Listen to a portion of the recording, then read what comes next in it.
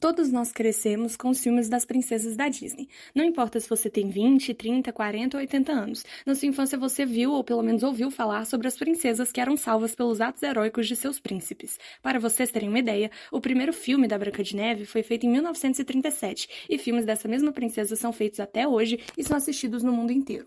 Esse tipo de filmografia já faz parte da cultura do mundo ocidental. Em sua maioria, é apresentada a donzela em perigo nas mãos de uma madrasta, rei ou qualquer outro tipo de figura autoritária que impede a princesa de ficar ao lado do seu príncipe encantado. No entanto, nos últimos anos, esse estereótipo vem sendo quebrado. Alguns filmes de princesas que vêm sendo feitos estão deixando de lado a necessidade de salvação da princesa por um príncipe. Todas essas problemáticas são abordadas no artigo científico chamado Uma Nova Mulher, Gênero Feminino na Filmografia Contemporânea da Disney, escrito pelos autores Juliana Ruiz e Rafael de Tílio. Neste artigo, os autores fazem uma pesquisa qualitativa com base na análise dos discursos de 3 filmes lançados nos últimos anos pela Disney, sendo eles Valente, lançado em 2012, Malévola, lançado em 2013, e o mais recente Frozen, lançado em 2014. Na análise dos discursos dos filmes, os autores buscam compreender como a linguagem está materializada na ideologia e em como essa ideologia se manifesta na língua. Portanto, a principal análise deste artigo foram os diálogos e cenas dos filmes, buscando compreender quais sentidos aquilo produz e quais as diferenças eles estão apresentando para os filmes desse gênero feitos há décadas atrás.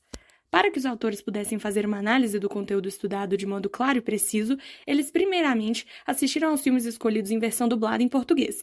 Isso porque esses filmes são voltados principalmente para o público infantil. Enquanto assistiam aos filmes, os pesquisadores anotaram as cenas que mostravam claramente os problemas que desejavam abordar no artigo, registrando as falas, os cenários e o tempo em que se passava o trecho. Em um trecho do artigo, por exemplo, é apresentado um momento do filme Valente, para demonstrar quais seriam, segundo a mãe da personagem principal, os padrões ideais que uma dama deveria seguir, onde se diz a personagem: não enche muito a boca, deve cedo levantar, deve ter compaixão, ser paciente, cautelosa, aciada e, acima de tudo, uma princesa busca a perfeição. Os autores usam este e outros trechos dos filmes para analisar os significados por trás das falas e comportamentos presentes nos filmes, onde é possível notar quais são as ideologias transmitidas às personagens e como elas se relacionam com essas imposições.